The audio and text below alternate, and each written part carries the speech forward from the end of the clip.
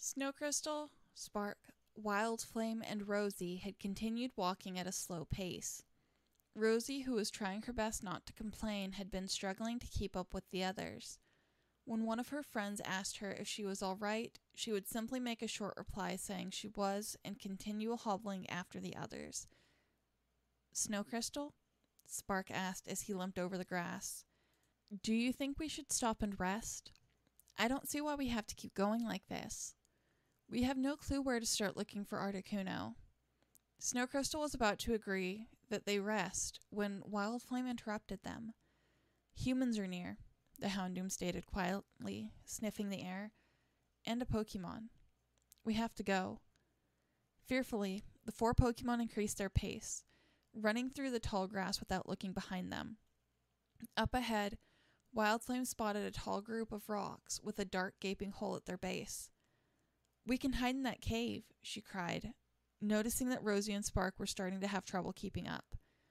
As soon as they reached the large grayish stones, the 4 Pokemon darted into the cave, keeping to the shadows and huddling against the cold rock. Snowcrystal turned around, noticing drops of water trickling down the walls. Do you think they're poachers? Spark asked Wildflame fearfully, distracting Snowcrystal. Don't know, don't care, Wildflame replied. All humans are bad news for us. Now quiet. Snowcrystal found her thoughts drifting back to the strange wounds Thunder had gotten from the poachers. Those wounds had seemed small, but they had been very deep and bled a lot. She hated to think of a poacher giving a Pokemon a wound like that in their neck. They would die for sure.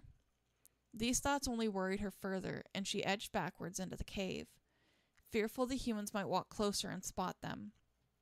Suddenly, without warning, a clawed paw covered her muzzle, and a thick vine looped around her neck. Snowcrystal made a strangled cry, causing the others to turn towards her. Wildflame rushed forward, but long vines looped around her paws, bringing her crashing to the ground. Rosie and Spark were soon in the same state, other vines wrapping around their muzzles and silencing them. Spark's head had struck a rock, and he seemed too dazed to use any electric attacks. Snowcrystal snapped at the paw covering her mouth, causing its owner to yelp and draw back. Struggling against the vine on her neck, she moved towards the others, hoping a fire attack could free them, when suddenly a strange, choking scent filled the air around them.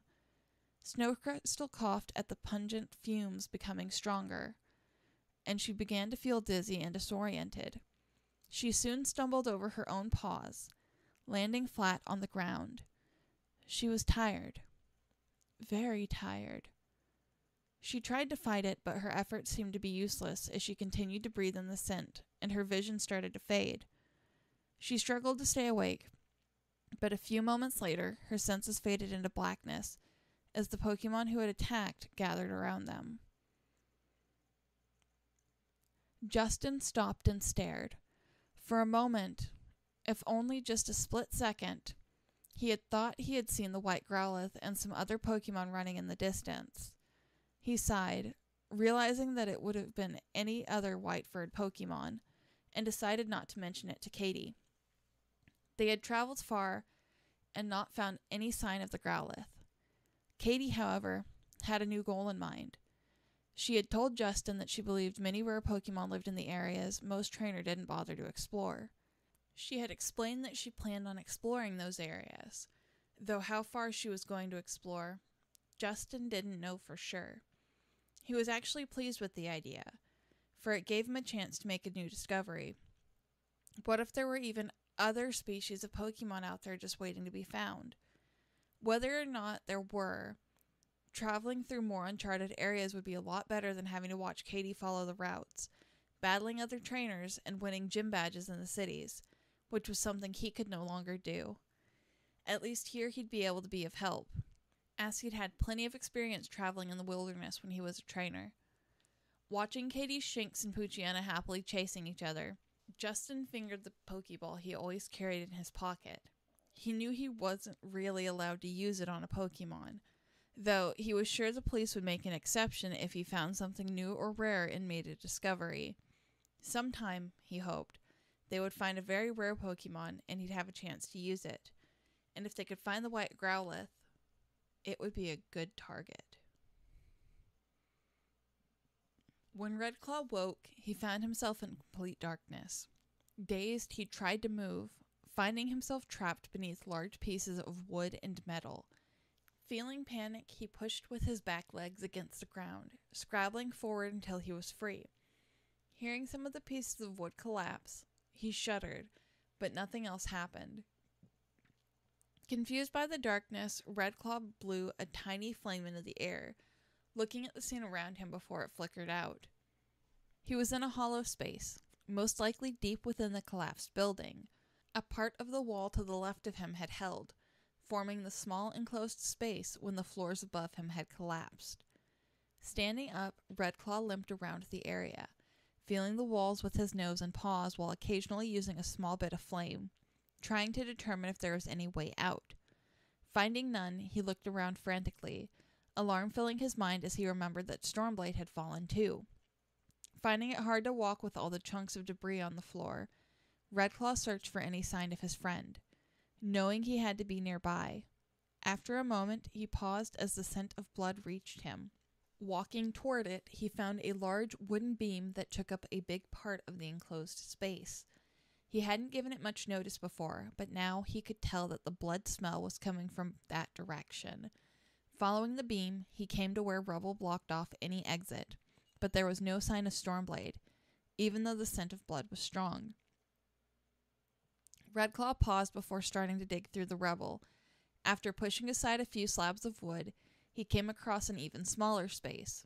Stormblade was lying inside, half covered by broken wood or metal. Redclaw crawled in halfway, grabbing Stormblade's wing with his mouth and carefully dragging him out of the small space, before sitting beside him near the large wooden beam he had found earlier. Stormblade's left wing was torn to shreds near the top, and Redclaw could see various other cuts and bruises along the Scyther's body. He nudged Stormblade, expecting a response, but getting none. Leaning closer to him, the Arcanine could hear his friend's feeble breathing. Relieved, Redclaw lay down beside him, knowing there was nothing more to do now but wait. Wait and hope for a miracle. As time dragged by, Redclaw stayed beside Stormblade, feeling unusually tired. Stormblade had woken up a little while ago and had been coughing a lot, which worried Redclaw. He knew that Stormblade had breathed in the smoke and needed to get out to where there was fresh air, but there seemed to be no way out unless he moved a lot of rubble. And even then, would there still be a way out at all? Redclaw closed his eyes, trying to calm down. He was starting to get a headache, and the wounds he had gotten from the fall pained him. Stormblade was faring a lot worse. The gash on his head had started to bleed again, and the pain had intensified, though his burns had been at least somewhat protected by bandages. The Scyther's weakened state meant that it was a wonder he'd survived at all. As Stormblade tried to rest, Redclaw got up and searched around the room yet again for a way out, like he had done before. Warily, he pushed against a heap of rubble that blocked one side of the small area, but it barely budged. Sighing, he walked over to Stormblade, who had started coughing again, and sat down. "There has to be some way out of here," Stormblade whispered weakly to Redclaw once his coughing had subsided. "I think the only way is to climb back up." Redclaw looked upward, using the light of a small, flickering ember attack to brighten up the area. Above them, the ceiling had collapsed, and so had most of the one above it. Yet what surprised him was that the long wooden beam that took up a good part of their area seemed to lead up to what was once one of the higher floors. Redclaw quickly created another small flame, looking as closely as he could. There looked to be a way they could climb further using the rubble. "You're right," Redclaw murmured, letting the flame die away. "The only problem is the climbing." He turned to Stormblade, and though he couldn't see the Scyther's face, the silence that followed his statement was enough to tell him that Stormblade was afraid. Afraid that he wasn't going to make it out. Looking up at the beam, Redclaw pressed his paw against it. Leaning against the rest of the rubble, it seemed sturdy enough for him to climb. If he climbed quickly, Gripping it with his claws, the Arcanine scrabbled up the pile of rubble, using the beam until he reached a flat surface above and climbed up onto it. He turned and looked down at Stormblade, softly blowing a small flame to light the Scyther's way and make his climb easier. Stormblade, doing his best to endure the pain from his many wounds, tried to climb up the beam multiple times, but each attempt failed. At last, overcome by exhaustion, he sat down, his injured wing hanging limply at his side. Redclaw made a sad, low-pitched whine, feeling hopeless. After a moment, Stormblade lifted his head and looked upward through the blackness. To Redclaw's surprise, the injured Scyther struggled to his feet again, attempting to climb the beam another time. This time, he sunk his sides deeper into the wood as he went, helping himself to climb further. Redclaw watched him, using another small fire attack to light up the area until Stormblade was close enough for the Arcanine to help him up the rest of the way. Redclaw let Stormblade rest for a moment as he sat down again, feeling some of his hope returning. Stormblade was still weak, but it made Redclaw hopeful to know that he wasn't going to give up easily. As they were resting, Stormblade suddenly spoke up. "Do you smell that?" he asked in a weak voice. "There's fresh air coming from over here." Redclaw used yet another small fire attack to light the way as Stormblade awkwardly limped over to where a wall had collapsed, looking for any opening. Redclaw approached as Stormblade broke into a fit of coughing and examined the collapsed wall himself. After a few moments, he smelled what Stormblade had, and realized that there was a small opening near the top of the destroyed wall, where air was coming through. Frantically digging at the rubble, he used all his strength to push the large pieces of debris out of the way while Stormblade watched. After a moment, the section of wall collapsed, raising a small cloud of dust. A couple pieces of the ceiling fell down, but most of it was supported by another part of the wall that had held still.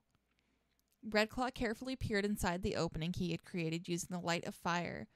He noticed that most of the room ahead had been completely destroyed, and there was only a small space the two could stand in.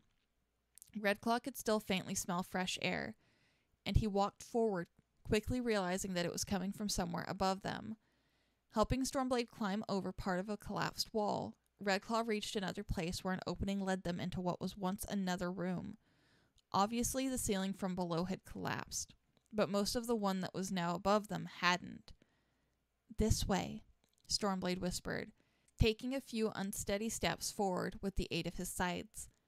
"I can smell the fresh air coming from—" He stopped mid-sentence as the ground beneath him suddenly gave way. Redclaw darted forward, grabbing Stormblade's wing in his teeth and yanking him back before he could fall through the opening. "Careful," the Arcanine whispered to the cringing Scyther. "Let me go first." Cautiously skirting the opening in the floor, Redclaw followed the faint scent of fresh air, soon spotting a dark opening at the base of a wall. "Through here," he whispered, leading Stormblade toward it. Slowly, Redclaw crept inside, feeling something sharp brush against his fur as Stormblade followed, much more slowly. Several times, Redclaw had to duck or move to the side when a large piece of wood or rubble blocked his way. After a while of crawling over strewn debris, and occasionally having to clear the way for Stormblade, he could smell the fresh air much stronger. "I think we're getting closer," the Arcanine shouted excitedly. After a short while of climbing and crawling, he could sense that they were very close to the surface. The fresh air could be smelled much clearer, and they had been climbing upwards through the destroyed building for a while. Helping Stormblade, Redclaw walked forward, stopping when he felt a faint breeze. "This way," he called, excited, as he made his way over the rubble-strewn floor, soon noticing a thin sliver of moonlight shining down on them through a small hole near the top of a thick wall.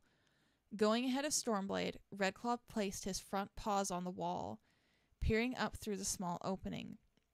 He couldn't see much through the darkness, but he could tell that even if they broke through the wall, they would have to climb over a large heap of debris that blocked the way.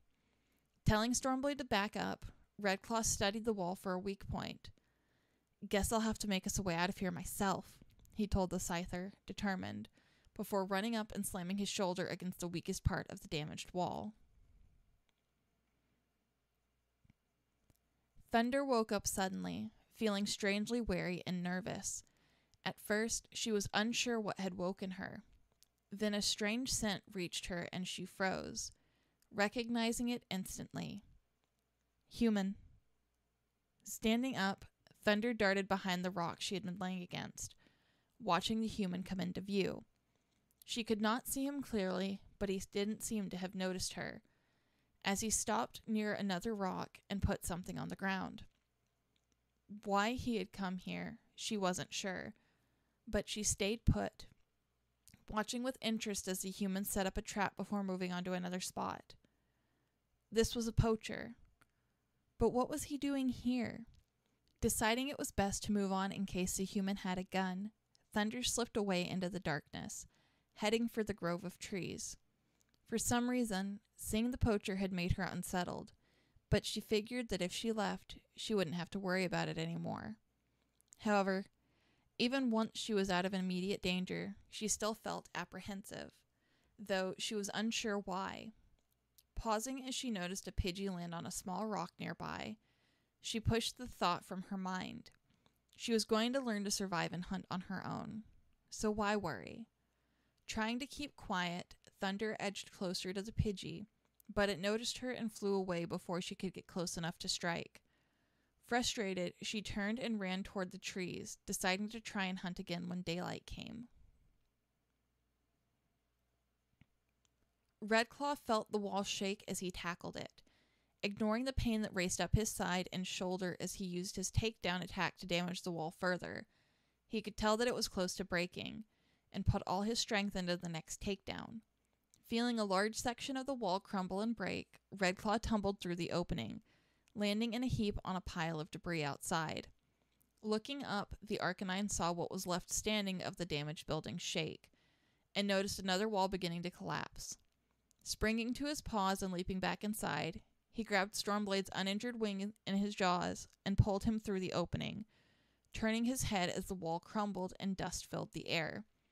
Once it cleared, Redclaw let go of Stormblade and looked down at him. The Scyther seemed a lot weaker than he had when they had been looking for a way out, and it worried him. However, he knew Stormblade only had to go a little further. Lifting his head, Redclaw took a deep breath of the cool night air, looking gratefully at the starry sky. At last, they were free. Free from Team Rocket, and free from the destroyed building. Redclaw sighed and took another deep breath. Fresh air had never smelled so good. His thoughts were interrupted by Stormblade's pitiful-sounding coughing. Looking up at the large pieces of wood and metal surrounding them, Redclaw nudged the injured Scyther to his feet. "It's not much further," he told him. "We just have to climb over this, and move away from the building. Then we'll be safe." "I want to get away from this place," Stormblade replied. "We need to find Snowcrystal and the others." "We need to find a healer," Redclaw stated, looking over Stormblade's bandaged wounds. "Or the Pokemon Center building, though I'm not certain that's safe, and I really don't know where the city is from here." "We're not going to find any help here," Stormblade replied shakily, "but I'm not sure how much further I can go." "We should rest for a while," Redclaw said calmly, helping Stormblade along as they climbed the pile of rubble and picked their way carefully over the rocks and strewn debris. "There should be a safe place." His voice trailed off as he noticed something in the moonlight a little ways off. A group of trees. "Let's head there," Redclaw stated, and turned to Stormblade. "Do you think you can make it?" Stormblade nodded, slowly before coughing a few times, and worriedly, Redclaw helped him begin their short journey to the small group of trees. It didn't take long for Thunder to reach the trees, but to her disappointment, there were no streams or ponds, and no signs of prey either. The ground beneath her feet was dry, and there were hardly any plants other than the trees. Sighing in frustration, she turned and walked toward one of the larger trees, deciding to get some rest. The snap of a twig behind her made her turn around, and she scented a Pokemon, a fire type. Narrowing her eyes, she darted toward the sound, breaking through a group of small bushes and lashing out at the strange Pokemon. The fire type gave a cry of shock and stumbled backward, rubbing his paw against a stinging cut on the side of his face. Thunder stood still, realizing that the Pokemon was Red Claw. Red Claw? She shouted, confused. What are you doing here? Are you being followed? Red Claw looked up surprised. Thunder? He whispered, his shock quickly returning to relief. You're all right. And no, we aren't being followed. We? Thunder asked, and Red Claw noticed sadly that Thunder didn't seem to be excited or relieved to see him. Or at least, if she was, she wasn't showing it. Stormblade is here too, in the clearing behind us. But he's resting right now, Red Claw explained. We managed to escape those humans, and now Stormblade needs to get back to the city where the good humans can help. Don't bother, Thunder muttered, turning away. The building where the humans were helping us is destroyed. I saw the smoke. It was burned. And you'd probably only get captured again if you went anywhere near that city. Red Claw paused for a moment before sighing and continuing. Then we need to find a healer, or Stormblade's friends. He said something about them. I've seen them before. One was a white growlithe, right? Yes, Thunder replied, sounding annoyed. Do you know where they might be? Red Claw asked hopefully, though he wasn't sure that she would have any idea. Thunder sighed and pointed in an eastward direction. They were heading that way when I was traveling with them, she explained in a dull tone. I saw some sort of fire over in that direction before, but I haven't seen any smoke, so I suppose the fire is gone by now. You can head that way past the city. Just be careful of poachers. You're coming with us, right? Red Claw asked carefully, and Thunder didn't answer. We need to stay together, Red Claw explained, worried. There are too many dangers to wander off alone. If we find Stormblade's friends, I think they can help us. We just can't stay here for long. And if you go back the way we came from, you'll only find rocky cliffs and sand. I think we should go in the direction Stormblade's friends went. Stormblade is very weak. He needs someone who can help them. What does that have to do with me? Thunder growled, as she heard Red Claw's last statement about Stormblade. I can't do anything to help him, and if he's too weak to go on, then that's his problem. But you have to stay with us, Red Claw cried. I know how to hunt, Thunder. You don't. At that statement, Thunder paused for a moment and then just sighed. Fine, she muttered. I'll travel with you until my wounds heal and I learn how to hunt, but no longer than that. Satisfied, Red Claw smiled. Well, if that's what you want, that's fine. Just please don't run off when you're in no condition to travel alone. He turned and began walking back toward the trees. Follow me, he told her. I found a good place to rest over here. Thunder reluctantly followed Red Claw as he led her over to a large clearing, quickly explaining everything to Stormblade, who was lying down nearby. The Arcanine walked over to where he'd managed to gather enough moss and leaves to make a nest. He gestured towards it with his muzzle, indicating that Thunder could sleep there.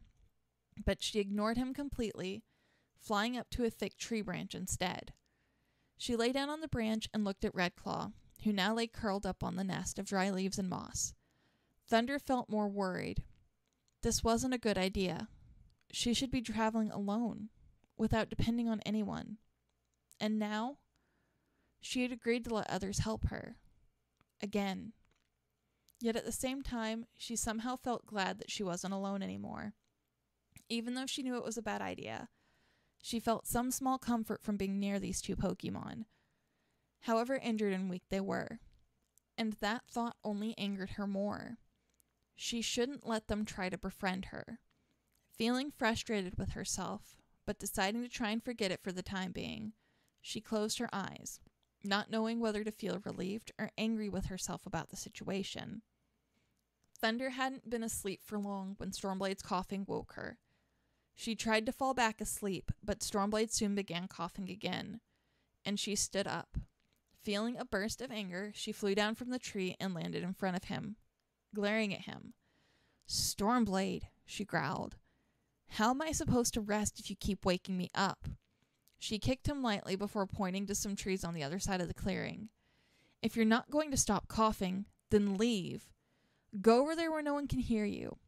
I may be traveling with you for a while longer, but that doesn't mean I'm going to put up with you all the time. Now go." She motioned with her scythe in the same direction. Stormblade looked up at the other scyther in confusion, feeling too weak to stand up and leave. But with another glare from Thunder, he reluctantly staggered to his feet and painfully hobbled away toward the other clearing. "Can you go any slower?" Thunder muttered angrily under her breath as she watched him limp away, before flying back onto the tree branch and lying down again. After a while, she, like Redclaw, was fast asleep. Stormblade, however, couldn't sleep. Constantly distracted by pain and thirst, he found it hard to rest. After a while, he gave up trying and lay down at the base of a tree away from the others, willing himself to fight through the pain and waiting for morning to come.